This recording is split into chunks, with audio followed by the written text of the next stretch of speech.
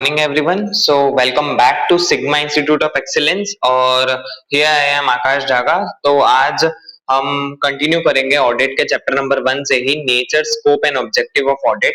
उसमें हमने last time 3 examples देखे थे और उससे पहले हमने स्कोप पढ़ा था। ठीक है कि ऑडिट का स्कोप क्या होता है और क्या चीजें आती है और क्या चीजें स्कोप में नहीं आती है। ठीक है, now let's move further with another topic that is inherent limitations of audit।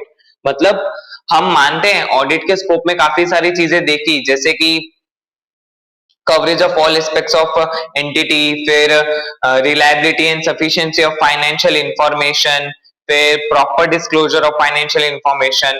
और स्कोप में कई चीजें देखी जो नहीं भी आती है, जैसे कि भाई ऑडिटर से आप एक्सपेक्ट नहीं कर सकते कि वो परफॉर्म करे वो ड्यूटीज जो उसके डोमेन के आउटसाइड फॉल करती है। फिर ऑडिट इन्वेस्टिगेशन में नहीं आता है। फिर ऑडिटर ऑथेंटिकेशन ऑफ डॉक्यूमेंट्स में एक्सपर्टीज नहीं होल्ड करता है।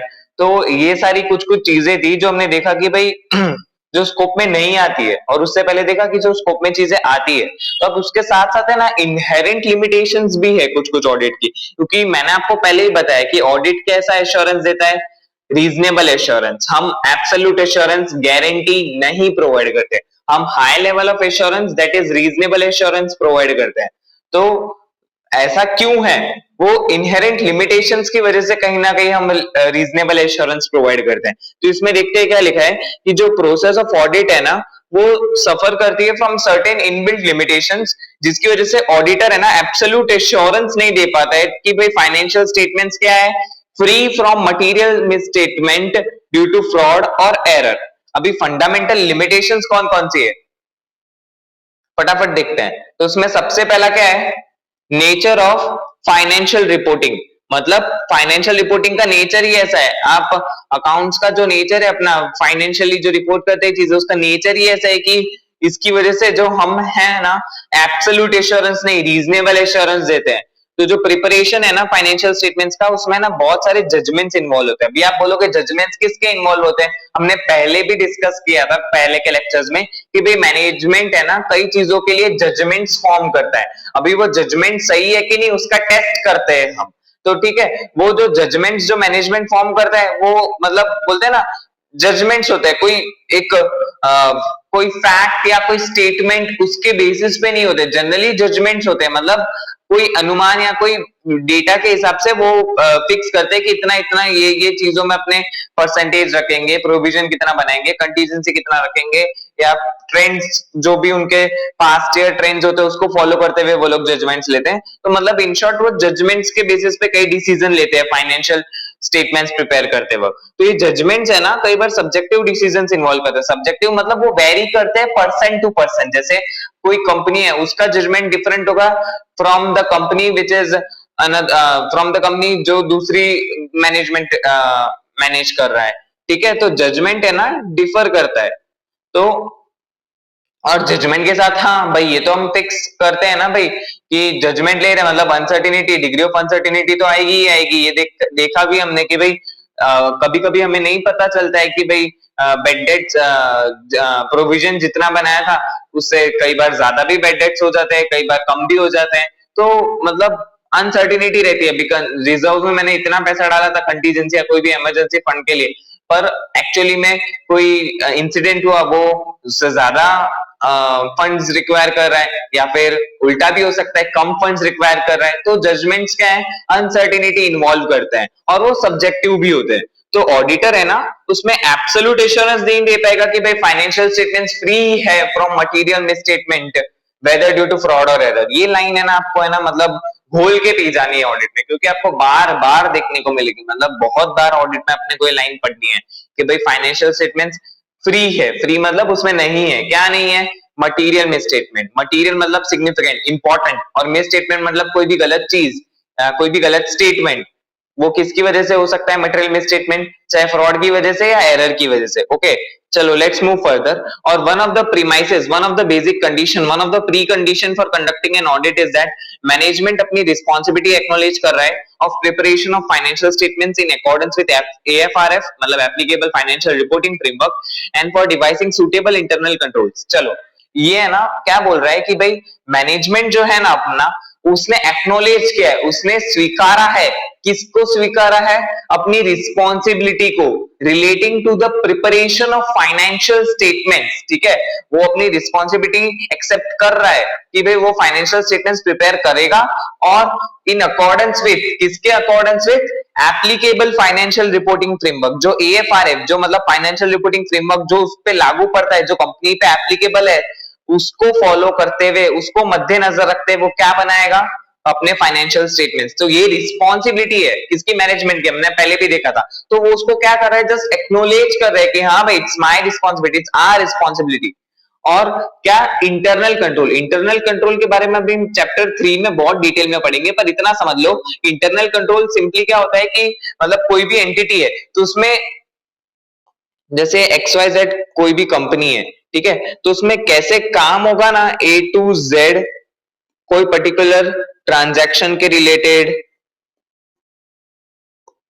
फिर जैसे उसमें क्या अकाउंटिंग की प्रोसेस होगी,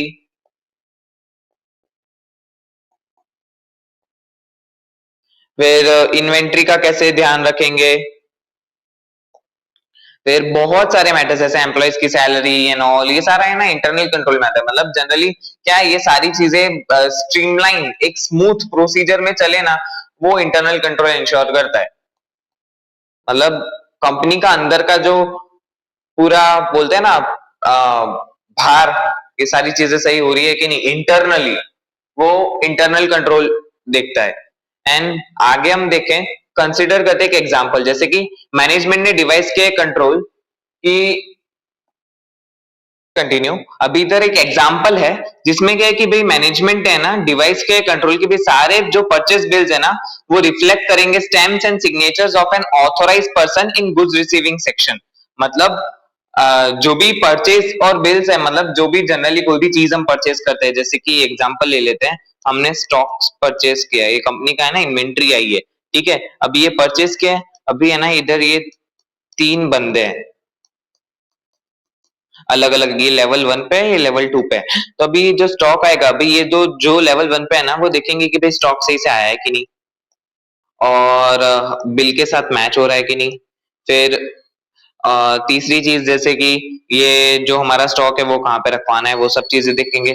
अभी जो बंदा 2 है ना, वो देखेगा कि भाई हमने पेमेंट सही से किया है कि नहीं, और ये जो परचेस था वो ऑथोराइज है कि नहीं,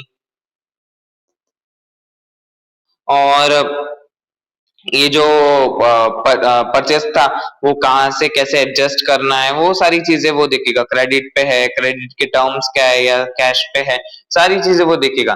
ठीक है, तो मतलब इधर है कि भाई हमने अलग अलग लेवल पे बंदे बिठा रखे हैं, जो क्या करेंगे कि जो हमने परचेस किया है ना, जो गुड्स या फिर जो भी चीजें, वो क्या करेंगे, उसका ऑथराइजेशन, उसकी ऑथोरिटी लेंगे कि भाई सही से मिला है कि नहीं। अभी देखो, हाँ क्या लिखा है इधर कि मैनेजमेंट ने है ना डिवाइस के कंट्रोल की भी, डिवाइस मतलब इंप्लीमेंट किया है कि जो भी परचेस बिल्स है ना, वो रिफ्लेक्ट करने चाहिए stamp and signatures of N authorised person in goods receiving section. ये गुड्स रिसीविंग सेक्शन के हमने लोग देखे, तो वो लोग है ना अपना काम करके क्या करेंगे, ऑथराइज करेंगे, स्टैंप लगा देंगे भाई उन्होंने सही से काम किया है, और जो भी चीज आई है, जो भी गुड्स आए हैं, वो सही से मिले हैं कि नहीं। और क्या डेट, क्या स्टेट करते हुए डेट और टाइम। ओके, अभी ये एग्जांपल क्या है इंटरनल कंट्रोल का, जो कंपनी ने डिवाइस किया है कि भाई इंश्योर करे कि वही परचेज बिल्स प्रोड्यूस हो फॉर पेमेंट जो एक्चुअली रिसीव्ड हुए हैं, जिसके लिए गुड्स एक्चुअली मिले हैं। सिंपल ना, हमने देखा ना भाई, 2 बंदे दिखाए थे ना मैंने, अभी वो 2 बंदों ने अगर ऑथोराइज, वो जो 3 बंदे थे उन्होंने ऑथोराइज किया है कि भाई पर्टिकुलर बिल के अगेंस्ट अपने को गुड्स मिले हैं, तो ही हम क्या करेंगे, पेमेंट करेंगे। ओके, वो जो 2 बंदे अगर बता देंगे भाई सही से गुड्स मिल चुके हैं, मतलब कंडीशन सही है उनकी, बिल के हिसाब से सारी चीजें आई है, तभी वो तीसरा बंदा क्या करेगा, प्रोसेस करेगा आगे फर्दर पेमेंट के लिए। तो ये हमने देखा है कि कंपनी का इंटरनल कंट्रोल है। Now what happens if concerned accountant and authorised person in goods receiving section कल्यूड।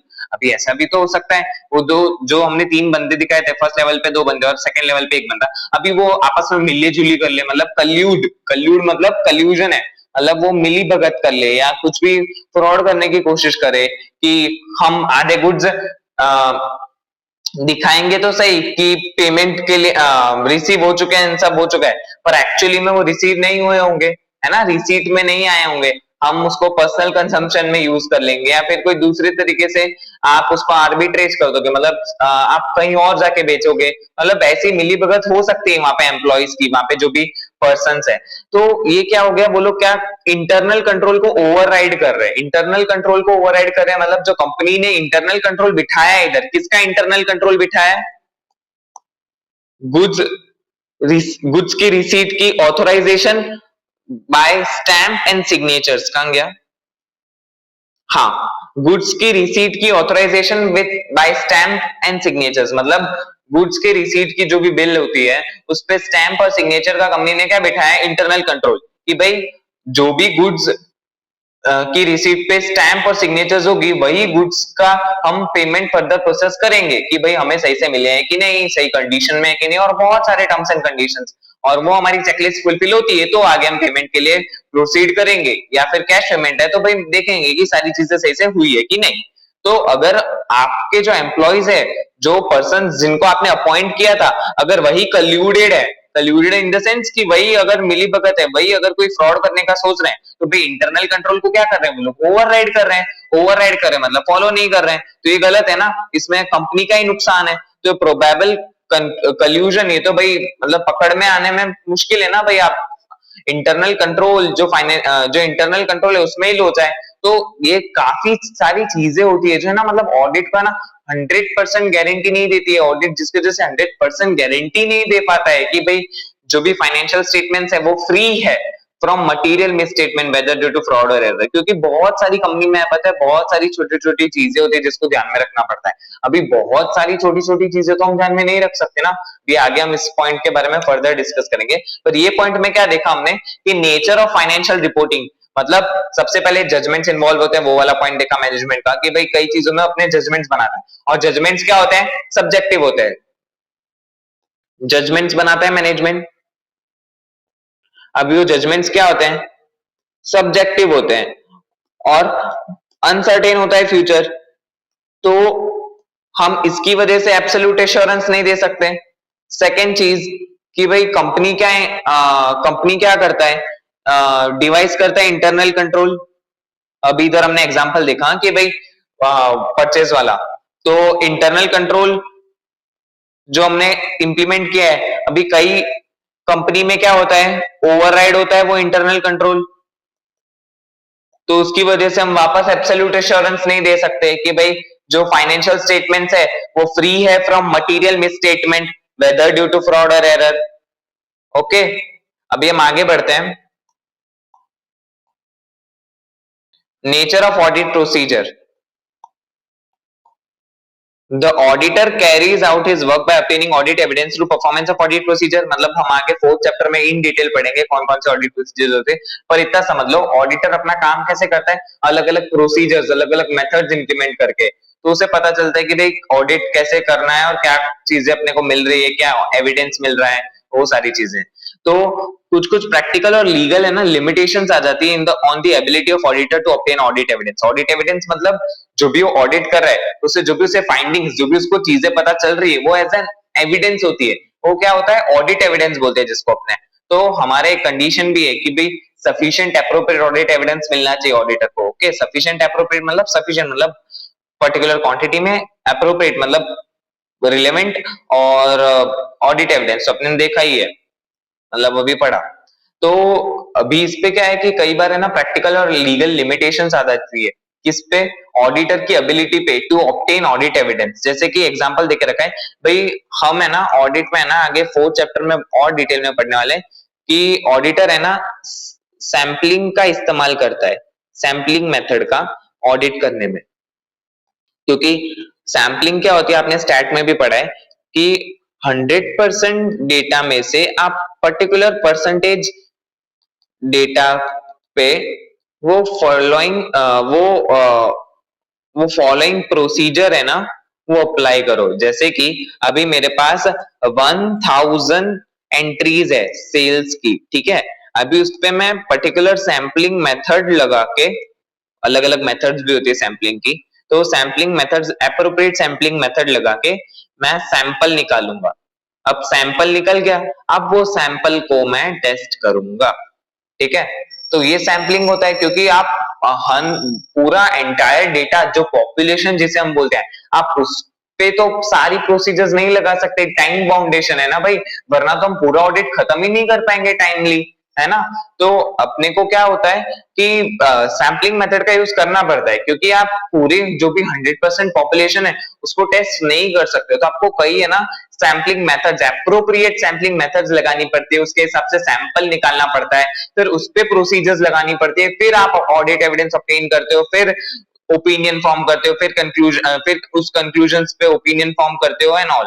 तो ये है ना हमारी एक, बोलते हैं ना, प्रैक्टिकल लिमिटेशन है कि आप एक्चुअली में ना सारे ट्रांजैक्शन टेस्ट नहीं कर सकते, आपको सैम्पलिंग बेसिस पे काम करना पड़ता है। देखो इधर बता रखा है, it is an example of practical limitation of auditor's ability to obtain audit evidence. Okay, अभी लीगल लिमिटेशन के बारे में इधर 3 एग्जांपल है कि भाई मैनेजमेंट जो है ना वो कई बार कंप्लीट इंफॉर्मेशन नहीं देता है एज रिस्पेक्टेड बाय ऑडिटर।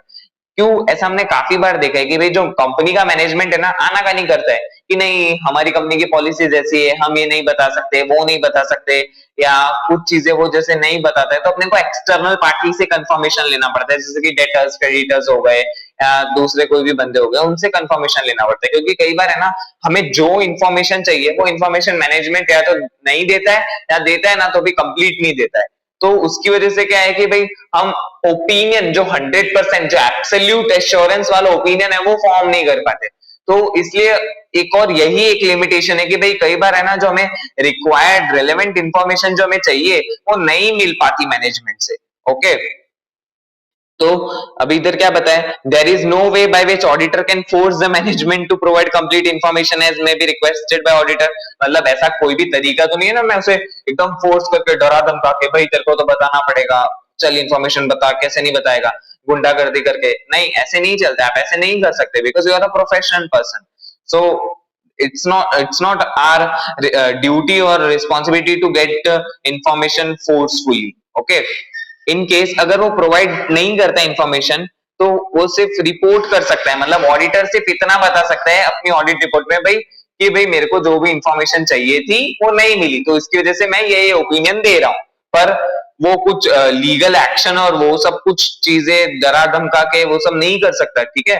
वो आप नहीं दे रहे हैं मैनेजमेंट, तो एक्चुअली में गलती तो उनकी है, कंपनी के साइड से ही। ऑडिटर का ओपिनियन जो एडवर्स आता है या फिर मॉडिफाइड आता है वो गलती तो कंपनी की ही है, पर जब वो नहीं दे रहा है तब तो हम कुछ कर तो नहीं सकते ना, डरा धमका नहीं सकते, हम फोर्सफुली तो इंफॉर्मेशन गैदर नहीं कर सकते ना।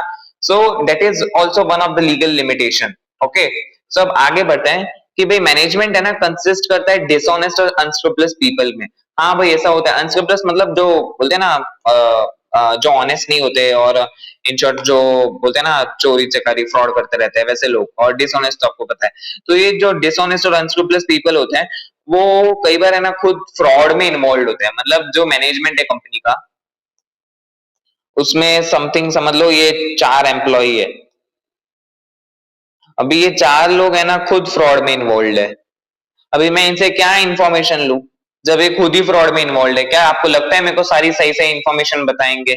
नहीं। तो कई बार है ना मैनेजमेंट कंसिस्ट करता है खुद मैनेजमेंट में डिसऑनेस्ट और अनस्क्रपलेस पीपल, तो वो फ्रॉड छुपाने में लगे होंगे और बहुत सोफेस्टिकली और केयरफुली वो है ना, पता भी नहीं चलता है कंपनी में क्या फ्रॉड चल रहा है क्या नहीं, उसके लिए मतलब पता है ऑडिटर को बहुत high level of professional scepticism, मतलब बहुत ज्यादा अलर्ट रहना पड़ता है और बहुत सारी प्रोसीजर्स परफॉर्म करनी पड़ती है, तब अपने को पता चलता है भाई कहाँ फ्रॉड है कि नहीं, मतलब बहुत सारे लिंकेजेस ढूंढने पड़ते हैं, बहुत ज्यादा दिमाग दौड़ाना पड़ता है, तब अपने को पता चलता है। क्योंकि कई बार है ना कंपनीज बहुत केयरफुली फ्रॉड को ऑर्गेनाइज करती है और बहुत केयरफुली उसको एग्जीक्यूट करती है, उसको ढूंढना बहुत मुश्किल हो जाता है। जैसे कि इधर क्या बताया कि वो कई बार है ना फैब्रिकेटेड डॉक्यूमेंट्स मतलब डुप्लीकेट डॉक्यूमेंट्स, कई बार है ना वो डुप्लीकेटेड डॉक्यूमेंट्स बना देती है, तो अपने को विश्वास करना कि भाई वो ऑथेंटिकेटेड है कि नहीं, वो ऑथराइज्ड है कि नहीं, वो मुश्किल होती है। और हमने आगे देखा भाई ऑडिटर एक्सपर्ट नहीं होता है ऑथेंटिकेशन ऑफ डॉक्यूमेंट्स में, देखा ना स्कोप में क्या चीजें नहीं आती उसमें, कि भाई ऑडिटर क्या होता है, एक्सपर्ट नहीं होता है ऑथेंटिकेशन ऑफ डॉक्यूमेंट्स में, तो उसे नहीं पता चलता है कि भाई ये डॉक्यूमेंट फैब्रिकेटेड है कि नहीं। वो तो काफी सारी चीजें आप ढूंढते हो तब पहुंचते हो उस नतीजे पे कि डॉक्यूमेंट सही था कि नहीं, ठीक है। अभी आ, आगे बढ़ते हैं कि भाई हमने ऑलरेडी डिस्कस किया under the section of scope that कि भाई ऑडिटर एक्सपर्ट नहीं होता ऑथेंटिकेशन ऑफ डॉक्यूमेंट्स पे। तो कई बार है ना, ये जो भी फैब्रिकेटेड डॉक्यूमेंट्स, ये जो फ्रॉड लोगों ने बनाए होंगे, तो हम तो क्या एज एन ऑडिटर उस पर विश्वास कर लेते हैं कि भाई नहीं, मैनेजमेंट ने काम किया है, मतलब सही काम किया होगा। तो और और दूसरी चीज के भी जो डॉक्यूमेंट्स है उस पे लोग ने साइंस और स्टैम्प्स कराए होते हैं, पर हमें नहीं पता नहीं लोग ने ऑथराइज्ड साइंस स्टैम्प्स कराए हैं कि नहीं, और मतलब ये जो एक्चुअली में जो अथॉरिटी थी उनके पास थी भी या नहीं। तो काफी सारी चीजें अपने को ध्यान में रखनी पड़ती है, वरना अपने को नहीं पता चलता है। ये लोग बोलते हैं ना, बहुत शातिर होते हैं, अपने को मामू बना जाते हैं। तो it is quite possible that entity may have entered into some transactions with related parties. Such transactions may be only paper transactions and may not have actually occurred. तो ये देखो क्या बताया कि भाई एंटिटी है ना, कई बार रिलेटेड पार्टी ट्रांजेक्शन, आप है ना अकाउंट्स में भी देखोगे कि एस 18 जो रिलेटेड पार्टी ट्रांजेक्शन है उसके बारे में बहुत अच्छे से बताएगा, क्या क्या डिस्क्लोजर देना पड़ता है, क्या नहीं, रिलेटेड पार्टीज में कौन सारे लोग आते हैं कि नहीं, और कौन कौन से कंडीशंस होते हैं ट्रांजेक्शंस के, तो देखेंगे अपने अकाउंट्स में। पर अभी क्या है कि कई बार है ना, मैनेज जो कंपनी है ना, वो रिलेटेड पार्टी ट्रांजेक्शंस में इन्वॉल्व होती है, पर एक्चुअली में क्या होता है, वो ट्रांजेक्शन सिर्फ पेपर ट्रांजेक्शन होता है, एक्चुअली में हुए ही नहीं होते। मतलब पेपर पे मैंने बता दिया है कि मेरा ये जो भी मतलब फादर है या सन है या फिर कोई भी मेरा फैमिली मेंबर है या फिर कोई भी डायरेक्टर के रिलेटिव्स है, इनके साथ मैंने ट्रांजेक्शन में एंटर किया है ऑन पेपर, पर एक्चुअली में वो ट्रांजेक्शन हुआ ही नहीं है। तो हमें कैसे पता चलेगा? वी तो बिलीव ऑन पेपर ना, कि भाई जो डॉक्यूमेंट्स है वो प्रूफ दे रहे हैं कि भाई ट्रांजेक्शन हुआ है। तो ये काफी चीजें ना, मतलब इंटरनली अपने पे क्या है, लिमिटेशन इम्पोज करती है। तो ये क्या, एक लीगल लिमिटेशन आ गई भाई, इसमें आप कुछ नहीं कर सकते, आपको दिख रहा है मतलब हुआ होगा, तो बहुत सारी टेस्टिंग और बहुत कुछ करना पड़ता है।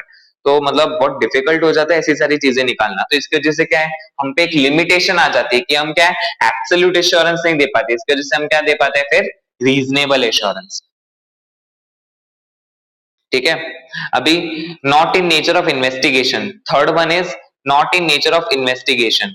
Not in nature of investigation मतलब कि भाई ऑलरेडी डिस्कस किया, ऑडिट क्या है, ऑफिशियल इन्वेस्टिगेशन नहीं। ऑफिशियली ऑडिटर के पास इतने लीगल पावर्स या पावर्स लॉ ने नहीं दिए कि वो किसी बंदे को क्या कर सके, मतलब ऑन ओथ एग्जामिन कर सके, उसका स्टेटमेंट रिकॉर्ड कर सके, फिर मतलब बोलते हैं ना प्रॉपर इन्वेस्टिगेशन जो अपने पुलिस या फिर जो भी जो ऑफिसर्स हैं वो कैरी आउट करते हैं, वो उतनी पावर हमारे पास नहीं है। तो और ऑडिट है भी नहीं, मैंने आपको पहले भी बताया था कि वो ऑफिशियल इन्वेस्टिगेशन नहीं है इनटू एलिजिड रॉन्ग डूइंग, मतलब कोई भी पर्टिकुलर गलत काम किया उसकी प्रॉपर ए टू जेड बाल की खाल उतार के इन्वेस्टिगेशन करना, that is not within the scope. Okay, so hence the auditor can not obtain absolute assurance कि भाई जो फाइनेंशियल स्टेटमेंट्स है are free from material misstatement whether due to fraud और एरर। ओके, और अभी fourth वाला point क्या है कि timeliness of financial reporting and decrease in relevance of information over time. ठीक है, अभी timeliness of financial reporting and decrease in relevance over information over time. अभी कई बार क्या होता है कि भाई जो रिलेवेंस है ना इंफॉर्मेशन का, वो टाइम बाय टाइम क्या होता है, कम होता जाता है। मतलब जो चीजें पर्टिकुलर पॉइंट इन टाइम पे इंपॉर्टेंट थी, अपने को नहीं पता है कि भाई आगे फ्यूचर डेट में, फ्यूचर टाइम में वो इंफॉर्मेशन तब उतनी रिलेवेंट रहेगी या नहीं। ओके, जैसे कि अब balance has to struck between reliability of information and cost of obtaining it. बहुत अच्छा, मतलब बोलते हैं ना, बहुत अच्छा पॉइंट है।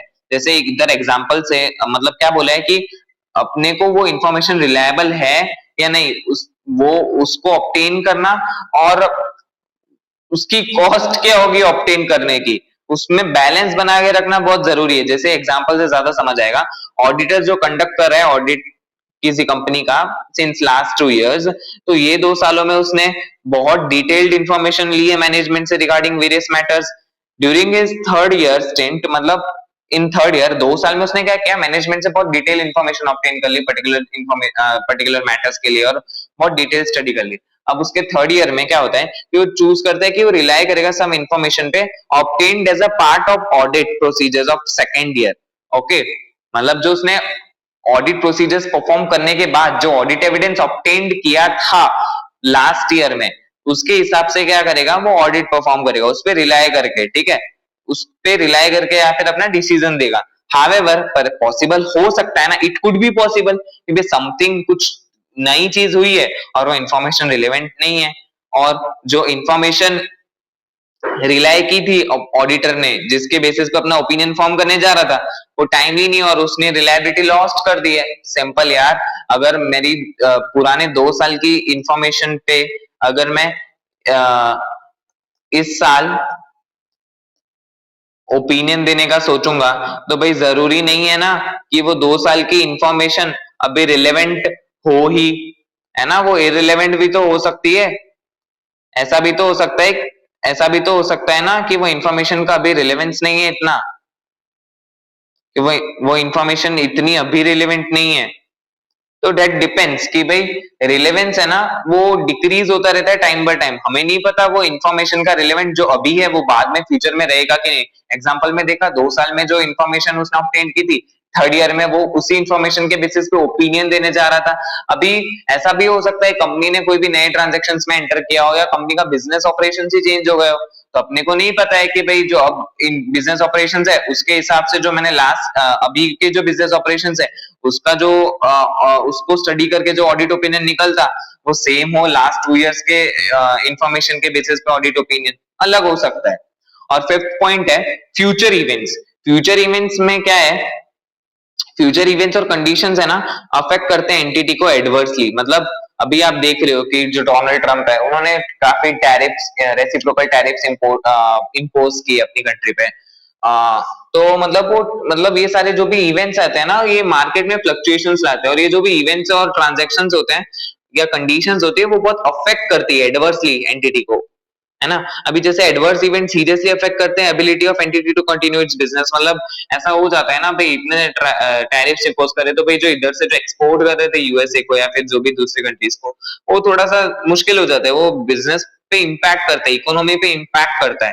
तो काफी सारी, जैसे अभी अपने आप कोविड वायरस ले लो, अभी कोविड-19 जो वायरस आया था, अभी उसकी वजह से इकोनॉमी कितनी स्लो डाउन हो गई थी, कितना पूरा वो पेंडेमिक ने कितनी सारी डेथ्स कॉज की थी, कितनी कैजुअलिटीज हुई थी, मतलब बहुत सारी बीमारियां, बहुत सारे लोग मरे थे। मतलब बोलते हैं ना, बहुत, मतलब इकोनॉमी तो छोड़ो, लोगों की जान पे बनाई थी, अभी इकोनॉमी तो कितनी गिर गई थी, मतलब वापस स्टैंड अप करने में बहुत ज्यादा टाइम लगता है, मतलब बड़ी से बड़ी इकोनॉमी पे इम्पैक्ट आया था।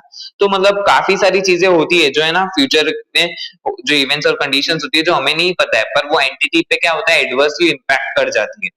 Therefore, in view of the above factors, auditor है ना एब्सोल्यूट एश्योरेंस नहीं, गारंटी नहीं देता है कि वे जो फाइनेंशियल स्टेटमेंट्स है वो फ्री है from material misstatement whether due to fraud और एरर। तो हमने 5 पॉइंट देखे, सबसे पहला कि भाई नेचर ऑफ फाइनेंशियल रिपोर्टिंग, वो वाला पॉइंट अच्छे से डिस्कस किया। फिर नेचर ऑफ ऑडिट प्रोसीजर्स, फिर not in nature of investigation, timeliness of financial reporting and decrease in relevance of information over time, फिर फ्यूचर इवेंट्स। तो ये जो भी 5 पॉइंट्स थे, उसकी वजह से हम क्या नहीं दे पाते एब्सोल्यूट एश्योरेंस, हम क्या नहीं दे पाते, गारंटी नहीं दे पाते कि भाई जो फाइनेंशियल स्टेटमेंट्स है वो फ्री है from material misstatement whether due to fraud और error. Okay, we are giving reasonable assurance. अभी बहुत इंपॉर्टेंट है कि भाई एंगेजमेंट क्या होता है। हम ऑडिट एंगेजमेंट बात तो करते रहते हैं, अभी एंगेजमेंट होता क्या है। अभी देखो, एंगेजमेंट का मतलब इन जनरल क्या होता है, arrangement to do something. Arrangement in the sense कोई काम के लिए बोलते हैं ना, कॉन्ट्रैक्ट समथिंग, कुछ अरेंजमेंट है कोई चीज करने के लिए। In context of auditing, it means a formal engage agreement between auditor and the client under which auditor agrees to provide auditing services. It takes the shape of engagement letter. बहुत simple है यार। अभी क्या है, ये party है, ये sorry ये कंपनी है, ये मतलब यार क्या कंपनी, ये इधर एक कंपनी है ए टू जेड, ओके। और ये फॉर्म ऑफ ऑडिटर्स है, ये आपने देखा होगा, ये फॉर्म ऑफ चार्टर्ड अकाउंटेंट्स, और लॉ में पढ़ा होगा कि चार्टर्ड अकाउंटेंट्स की फॉर्म को भी एज एन ऑडिटर अपॉइंट करते हैं। ये क्या है, form of auditor Z, Z, Z जी कंपनी, मतलब यार कुछ भी ले लो, जेड जी एलएलपी, ठीक है।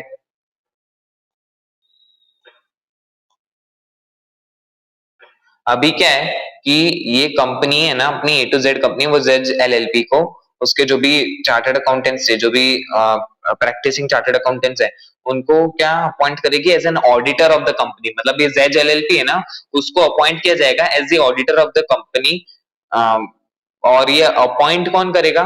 कंपनी के शेयर होल्डर्स। ये आपने देखा होगा, लॉ में सुना होगा कि एनुअल जनरल मीटिंग में कंपनी के शेयर होल्डर्स आते हैं, वोटिंग करते हैं, फिर उसके हिसाब से अपॉइंट करते हैं ऑडिटर को, है ना। ये सब चीजें आप लॉ में चैप्टर नंबर 10 में देखे होंगे। तो मतलब क्या है कि कंपनी को पर्टिकुलर कंपनी को अपॉइंट कर रहे हैं as an auditor of the company, कितने टर्म के लिए, 5 years का है या फिर क्या है क्या नहीं, सारी टर्म्स एंड कंडीशंस और बहुत सारी चीजें देख ध्यान में रखते हुए, क्वालिफिकेशंस क्या है, क्वालिफाइड है कि नहीं, वो बहुत सारे टर्म्स एंड कंडीशंस है, हमने लॉ में ज्यादा डिटेल में पढ़ी है। तो उसके हिसाब से अपने ऑडिटर अपॉइंट करते हैं। अभी ये ऑडिटर अपॉइंट करे मतलब ये जो A to Z कंपनी है और जो जेज एलएलपी है, उनके बीच में क्या हो गया, एक एंगेजमेंट साइन हुआ। Engagement for what? To be appointed as an auditor of the company. Of which company? A to Z company. ठीक है कि भाई ये जो जेज एलएलपी है, इसके जो भी चार्टर्ड अकाउंटेंट्स है, प्रैक्टिसिंग चार्टर्ड अकाउंटेंट्स, आप जेज एलएलपी को हम क्या अपॉइंट करते हैं as auditor of our company. तो ये क्या हो गया, क्लाइंट और जो ऑडिटर है ना उसके बीच में कॉन्ट्रैक्ट, एंगेजमेंट, ठीक है। और अभी आगे क्या है, एक्सटर्नल ऑडिट एंगेजमेंट। पर्पस क्या है एक्सटर्नल ऑडिट एंगेजमेंट का, कि भाई to enhance the degree of the confidence of the intended users of the financial statements. In the sense हमने आगे भी देखा था ऑडिट का पर्पस क्या है, कि भाई वो एनहांस करना चाहता है, क्या एनहांस करना चाहता है, degree of confidence of the intended users of financial statements. मतलब जो भी मेरे फाइनेंशियल स्टेटमेंट्स के इंटेंडेड यूजर्स होंगे उनका कॉन्फिडेंस बढ़ाना है, मेरे को क्या बढ़ाना है, कॉन्फिडेंस बढ़ाना है, कि भाई जो फाइनेंशियल स्टेटमेंट्स जो ऑथराइज है, जो साइन किए ऑडिटर ने, उस पर वो रिलाय कर सके, उनका कॉन्फिडेंस बढ़े, ठीक है। तो such engagements are also reasonable assurance engagement. For example India में कंपनीज को अपने एनुअल अकाउंट्स ऑडिट करवाने पड़ते हैं, external auditor. External auditor is no one but a statutory auditor. तो कंपनीज को क्या अपने अकाउंट्स ऑडिट करवाने पड़ते हैं, फाइनेंशियल स्टेटमेंट्स ऑडिट करवाने पड़ते हैं। मैंने बताया था ना कि कंपनीज के लिए मैंडेटरी होता ही है ऑडिट करवाना। अभी कंपनीज ऑडिट करवाती है एक्सटर्नल ऑडिटर से, स्टैट्यूटरी ऑडिटर से। तो ये करवाती क्यों है, क्योंकि जो उनके शेयर होल्डर्स होते हैं उनका जो कॉन्फिडेंस होता है कि भाई कंपनी में जो भी स्टेट ऑफ अफेयर्स है, जो भी कंपनी के ट्रांजैक्शंस है, कंपनी का बिजनेस स्मूथ स्ट्रीमलाइन चल रहा है कि नहीं, उसका कॉन्फिडेंस उन्हें कौन देता है, हम ऑडिटर देते हैं। कि भाई हाँ कंपनी में आपका जो भी काम धंधा है सब सही से चल रहा है, कि ऐसा सही से चल रहा है, और अगर कोई फ्रॉड है तो रिपोर्ट करते हैं, अपना ओपिनियन बदलते हैं, एडवर्स या मॉडिफाइड ओपिनियन देते हैं, अगर कुछ भी नहीं है तो अनमॉडिफाइड ओपिनियन दे देते हैं। तो मतलब वो उनका कॉन्फिडेंस एनहांस कौन करते हैं, हम करते हैं via audit report, okay. Non corporate entities को भी अपने अकाउंट्स ऑडिट करवाने पड़ते हैं कई बार एक्सटर्नल ऑडिटर्स। मैंने बताया ना ट्रस्ट और वो सारे ट्रस्ट एनजीओ उनका भी ऑडिट होता है, मतलब काफी सारे एंटिटीज का ऑडिट करता है ऑडिटर। तो उन सब ऑडिट करने का पर्पस यही है कि भाई उसे क्या एनहांस करना है, क्या एनहांस करना है, कॉन्फिडेंस एनहांस करना है किनका, intended users of the financial statements. अभी बेनिफिट्स ऑफ ऑडिट, ठीक है। अभी बेनिफिट्स, अभी ऑडिट के बेनिफिट्स क्या क्या है, ठीक है, फटाफट देखते हैं। कि भाई जो ऑडिटेड अकाउंट्स है वो क्या प्रोवाइड करते हैं, हाई क्वालिटी इंफॉर्मेशन। क्या प्रोवाइड करते हैं, हाई क्वालिटी इंफॉर्मेशन। वो कॉन्फिडेंस देते हैं कि भाई जो यूजर्स हैं फाइनेंशियल स्टेटमेंट्स के, कि भाई जो इंफॉर्मेशन जिसपे वो यूजर्स जो रिलाय कर रहे हैं ना भाई, वो क्वालिटेटिव है, ओके, वो सही है। And it is the outcome of exercise carried out by following auditing standards recognised globally. मतलब जो भी ऑडिट मैंने परफॉर्म किया है ना, वो किसके बेसिस पे परफॉर्म किया है, स्टैंडर्ड्स ऑफ ऑडिटिंग। मैंने बताया ना स्टैंडर्ड्स होते हैं ऑडिटिंग के, और वो स्टैंडर्ड्स ग्लोबली रिकॉग्नाइज्ड है। तो भाई आप एज ए शेयर होल्डर, जो आप as a intended users of the financial statement, confident रहो, भरोसेमंद रहो कि भाई जो भी इंफॉर्मेशन आप जिस पे रिलाय कर रहे हो वो बहुत सही तरीके से मिली है by performing extensive audit procedures in correspondence और in accordance with standards of auditing, okay। मतलब यार जो भी मैंने ऑडिट परफॉर्म किया है ना वो बहुत सही तरीके से, बहुत एक्सरसाइवली कंडक्ट किया है in accordance with standards on auditing. तो भाई इंफॉर्मेशन जो है वो सही है, रिलाय करो उस पे, है ना, you do not need to worry, okay. Confidence बढ़ाते हैं। अभी in case of company shareholders involve नहीं होते ना डेली अफेयर्स पे, मतलब हाँ हम देखते हैं ना भाई मैनेजमेंट बोर्ड ऑफ डायरेक्टर्स को अपॉइंट क्यों करते हैं, कंपनी चलाने के लिए, क्योंकि शेयर होल्डर्स डेली अफेयर्स में, डेली स्टेट ऑफ बिजनेस पे इन्वॉल्व नहीं हो सकते। तो फाइनेंशियल स्टेटमेंट्स प्रिपेयर करता है मैनेजमेंट कंसिस्टिंग ऑफ डायरेक्टर्स, है ना, हमने पहले भी देखा। तो शेयर होल्डर्स ओनर्स होते हैं कंपनी के, ये तो अपने पहले से बहुत पहले से पढ़ रहे हैं कि उनको है ना इंडिपेंडेंट मैकेनिज्म चाहिए कि भाई जो कंपनी में काम हो रहा है सही हो रहा है कि नहीं, उनको ट्रस्ट नहीं बैठता है, ट्रस्ट इश्यूज होते हैं। तो ट्रस्ट इश्यूज को दूर कौन करता है? Auditor, via audits. तो इधर बताया कि भाई उनका इंटरेस्ट सेफगार्ड किससे होता है? ऑडिट से, कि भाई जो काम कर रहा है मैनेजमेंट या इंक्लूडिंग डायरेक्टर्स वो सही से है कि नहीं। तो ये उनको अश्योरेंस, जो इसको उनको क्वालिटेटिव जो एश्योरेंस है, रीजनेबल एश्योरेंस है, कैसे मिलता है? ऑडिट की वजह से। तो ऑडिट एक्ट करता है दूसरा, एक थर्ड पॉइंट की भाई moral check on employees from committing frauds for the fear of being discovered by the audit. मतलब एज अ मोरल चेक भी एक्ट करता है ऑडिट। मतलब कि कुछ कुछ एम्प्लॉइज है ना फ्रॉड करने जा रहे होते हैं, तो क्या होता है कि भाई उन्हें डर रहता है, करने से पहले वो सोचते हैं अरे हम पकड़े गए तो, ऑडिट में सामने आ गया तो, ऑडिटर ने पकड़ लिया तो मतलब बोलते हैं ना एज अ मोरल चेक, मतलब एज अ डर वो रहता है कि भाई जल्दी से अब कोई फ्रॉड कमिट करता नहीं है, और करता है तो एक डर तो बना ही रहता है साथ साथ में कि भाई ऑडिटर ने पकड़ लिया तो। फिर ऑडिटेड फाइनेंशियल स्टेटमेंट्स है ना हेल्पफुल होते हैं गवर्नमेंट अथॉरिटीज को for determining tax liabilities. Yes, जो ऑडिटेड फाइनेंशियल स्टेटमेंट्स होते हैं ना, मतलब गवर्नमेंट आराम से उस पर रिलाई कर सकते हैं और डिटरमाइन कर सकते हैं कि भाई कंपनी पे क्या क्या टैक्स लायबिलिटीज होगी कंपनी की, क्योंकि टैक्स ऑडिट भी होता है ना, तो उसमें भी हम देख पाते हैं कि भाई टैक्स कैसे निकलेगा, कितना टैक्स पे करना है क्या नहीं। तो गवर्नमेंट अथॉरिटीज को भी हेल्प करते हैं। फिर ऑडिटेड फाइनेंशियल स्टेटमेंट्स रिलाय करे जा सकते हैं by lenders, bankers for making credit decisions whether to lend और not to lend to a particular entity. आप देखोगे आगे फ्यूचर में कि भाई कई बार है ना बैंक्स लोन्स देने से पहले कंपनीज के ऑडिटेड फाइनेंशियल स्टेटमेंट्स देखती है, तो उस पे कंपनी जो भी बैंक्स है उस बेसिस पे लोन देती है कंपनी को, उस बेसिस पे क्रेडिट देती है कि भाई हाँ भाई कंपनी भरोसेमंद है कि नहीं, ऑडिटर ने क्या ओपिनियन दिया है ऑडिट रिपोर्ट में कंपनी के बारे में। तो वो सारी चीजों के बेसिस पे वो उसके हिसाब से बैंक जजमेंट बनाते हैं कि भाई ये पर्टिकुलर कंपनी को लोन देना है कि नहीं, पैसा देना है कि नहीं। ठीक है। फिर ऑडिट में ऑल्सो डिटेक्ट फ्रॉड और एरर और बोथ। हमने देखा ना भाई, हम क्या देखते हैं that कि भाई financial statements as a whole are free from material misstatement whether due to fraud or error or both। अभी ऑडिट रिव्यू करता है एग्जिस्टेंस, एक लास्ट पॉइंट है, ऑडिट रिव्यू करता है existence and operations of various controls operating in an entity, hence it is useful at pointing of deficiencies. मतलब आगे हमने पास्ट में एग्जांपल देखा था वो गुड परचेज का, कि अगर गुड्स रिसीट हुए और ऑथराइज्ड गुड्स रिसीट ऑथराइज और स्टैम्प्ड है तो ही अपने आगे फर्दर प्रोसेस करेंगे उसको पेमेंट के लिए, आगे जो भी चेकिंग है उसके लिए। तो ये क्या इंटरनल कंट्रोल बिठाया था। अब ये इंटरनल कंट्रोल सही से काम हो रहा है कि नहीं इंटरनल कंट्रोल से, तो ये इंटरनल कंट्रोल सही से काम कर रहा है कि नहीं एंटिटी का, उस पे भी अपने जजमेंट देते हैं। तो काफी सारी चीजें है ना एंटिटी को अब ऑडिट के बारे में पता, ऑडिट की वजह से पता चलती है भाई। ये हमने कितने 7 पॉइंट्स देखे, तो बहुत इंपॉर्टेंट है कि मतलब ऑडिट जरूरी क्यों है। सबसे पहला भाई क्वालिटी दे देता है, हाई क्वालिटी एश्योरेंस दे देता है इंटेंडेड यूजर्स को। फिर शेयर होल्डर्स को देता है भाई एश्योरेंस देता है कि भाई क्वालिटेटिव इंफॉर्मेशन प्रोवाइड करता है और कॉन्फिडेंस देता है कि भाई जो फाइनेंशियल स्टेटमेंट्स है कंपनी के सही है, जो स्टेट ऑफ अफेयर्स है कंपनी का वो सही है। फिर मोरल चेक रहता है एम्प्लॉइज पे, जल्दी से फ्रॉड कमिट नहीं कर पाते, करते हैं तो एक डर रहता है कि भाई ऑडिट में पकड़ा जाएगा। फिर ऑडिटेड फाइनेंशियल स्टेटमेंट्स गवर्नमेंट को हेल्प करती है टैक्स लायबिलिटीज डिटरमाइन करने में। बैंकर्स और लेंडर्स ऑडिटेड फाइनेंशियल स्टेटमेंट्स के बेसिस पे लोन लेंड करते हैं। फिर ऑडिट डिटेक्ट कर लेता है ना फ्रॉड या एरर और दोनों, या फिर ऑडिट रिव्यू करता है कंपनी के इंटरनल कंट्रोल्स कैसे हैं, सही से काम कर रहे हैं कि नहीं। ठीक है। तो ये सारी चीजें ऑडिट की क्या आ जाते हैं, बेनिफिट्स आ जाते हैं, ये ऑडिट क्यों चाहिए वो उसमें आ जाता है। अभी ऑडिट मैंडेटरी है या वॉलेंट्री है ये देखेंगे अपने। अभी देखो जरूरी नहीं है कि ऑडिट हमेशा लीगली मैंडेटरी हो। ओके, कुछ एंटिटीज होती है जैसे कंपनीज, उनको कंपलसरी अकाउंट्स अपने ऑडिट करवाने पड़ते हैं, हमने पहले भी डिस्कस किया। और नॉन कॉर्पोरेट एंटिटीज को भी ऑडिट करवाना पड़ता है अंडर टैक्स लॉज। जैसे कि इंडिया में अगर पर्टिकुलर टर्नओवर थ्रेशोल्ड लिमिट अगर क्रॉस हो जाती है पर्टिकुलर इंडिविजुअल की या फिर कोई भी पर्सन है उसकी, तो उसको है ना टैक्स ऑडिट की जो भी प्रोसीजर्स और टर्म्स एंड कंडीशंस होती है वो सारे एप्लीकेबल हो जाती है, तो उसको टैक्स ऑडिट करवाना पड़ जाता है।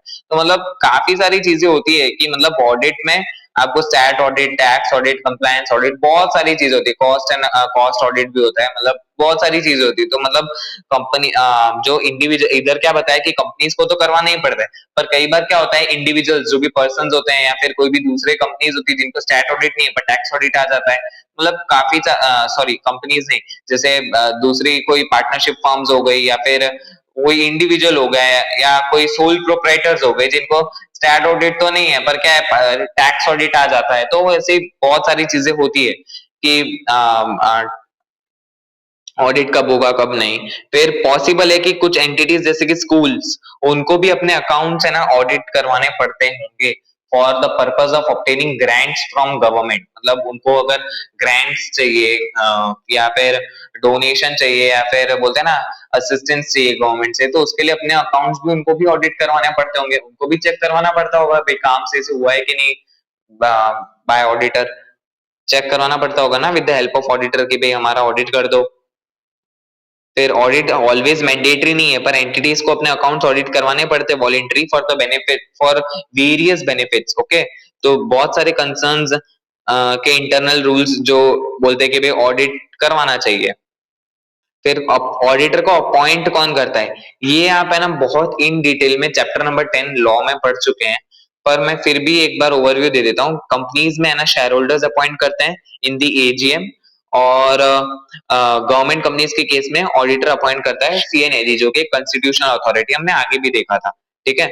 अभी फर्म के केसेस में कौन अपॉइंट करता है ऑडिटर, पार्टनर्स, पार्टनर्स अपॉइंट करते हैं फर्म में ऑडिटर्स, क्योंकि पार्टनरशिप फर्म है तो उसमें पार्टनर्स अपॉइंट करते हैं। फिर सिचुएशन आती है जहाँ पे ऑडिटर गवर्नमेंट भी अपॉइंट करती है in accordance with some law regulation, जैसे कि ऑडिटर अंडर टैक्स लॉज में भी अपॉइंटेड बाय गवर्नमेंट अथॉरिटी, मतलब टैक्स लॉज में जो भी ऑडिटर है वो कई बार गवर्नमेंट अथॉरिटीज अपॉइंट कर देती है। मतलब काफी अलग अलग एंटिटीज के लिए अलग अलग पर्सन है जो अपॉइंट करते हैं ऑडिटर को, ठीक है।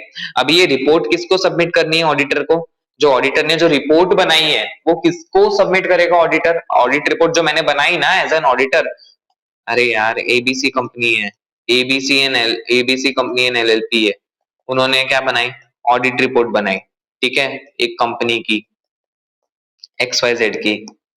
अब वो सब ये सबमिट किसको करनी है, ये जिसमें उसने ओपिनियन दिया है अपना, अरे ये सबमिट उसको करनी है जिसने उसका अपॉइंटमेंट किया था, सिंपल यार।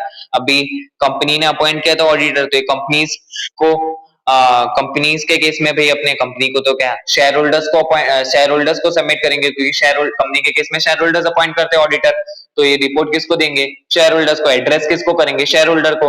ये अपने ऑडिट रिपोर्ट में इन डिटेल दिखेंगे कि कैसे एड्रेस करते हैं अपने, क्या नहीं, कौन सी पार्टी को।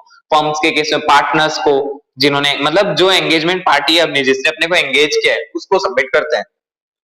वी शैल नाउ अभी एक है ना केस स्टडी है, वो केस स्टडी अपने नेक्स्ट लेक्चर में देखेंगे। तो तब तक के लिए टेक केयर और पढ़ते रहो और एंजॉय।